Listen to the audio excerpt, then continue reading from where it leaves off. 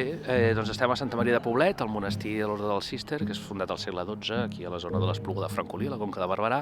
que és una estructura que encara hi tenim monjos i que és un patrimoni de la humanitat, de la UNESCO, i que és una estructura, diguem-ne, de primer ordre del que seria el coneixement de la vida monàstica medieval i de les estructures del gòtic i posteriors de vida monacal en aquesta zona, amb l'església, amb el claustre i altres sales visitables del monestir que ens acosten una miqueta al que seria la vida monàstica de l'orde cistercenca.